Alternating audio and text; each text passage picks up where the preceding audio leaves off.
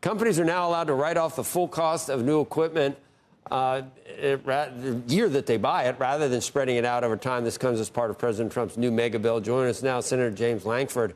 He's vice chair of the Senate Republican Policy Committee. And Senator, I don't know if the rest of the world was excited about this, but we heard many of our guests talk about how powerful and important this component of the big, beautiful bill was for corporations. And I think that's the case you want to make here. Tell us why. Well, it is because you have the opportunity to be able to not have to borrow money to be able to pay your taxes on the year that you have a big expense. A lot of companies are looking to be able to buy a new piece of equipment, whether it's a big truck, if you're a delivery service, or whether it's manufacturing, whatever it may be. They've had to depreciate that off after several years. Now they can do it in the year that they actually purchase it. So that expense happens that year. That helps them in their taxes. That also incentivizes them to buy more equipment, which helps more manufacturing, which helps more jobs, which helps the economy. It's one of the most, if not the most, pro-growth portions of the bill, and it's permanent tax policy, unlike what we did in 2017, where it diminishes a little bit each year.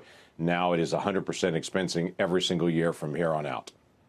And this is one of those things that I guess critics say it was expensive, but then proponents would say, and I guess I consider myself a proponent, that when you're spending money, and a lot of times we're spending money we don't have, but at least it should be something that has a chance to come back and have a great return in the private sector. I mean, if you're going to deficit spend, at least it should be pro-growth. This is absolutely pro-growth, and the issue on deficit spending is you're going to depreciate this asset out over several years. So the way the Congressional Budget Office looks at this, they look at what's called a 10-year window. They look at the next 10 years. So they would say things that you buy 8 years from now, they can't count the depreciation on year 11, 12, 13. They can't count those, so they consider that deficit. As crazy as it sounds, it makes no difference to the federal treasury whether we do it all in 1 year or depreciate out over several, but it makes a huge difference to that small business, that manufacturing businesses, that corporation, whatever it may be, to be able to do 100% expensing this year and the year that it actually occurred.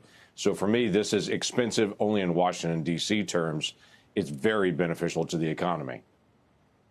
I'm trying to see if I really, I don't know if I really understood. So this did not add to the deficit, even with the way the CBO scores it?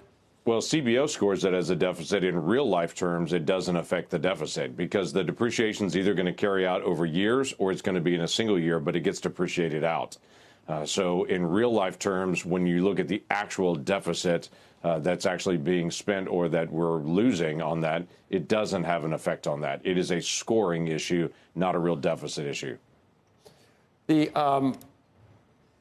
The other tax cuts that we saw, I mean, it was going all along. We knew that extending the 2017 cuts, we were going to hear from critics that was going to blow out the deficit. Then the president layered on quite a few more tax cuts with tips and Social Security and overtime, et cetera. Do you consider all of those pro-growth, and you expect a return?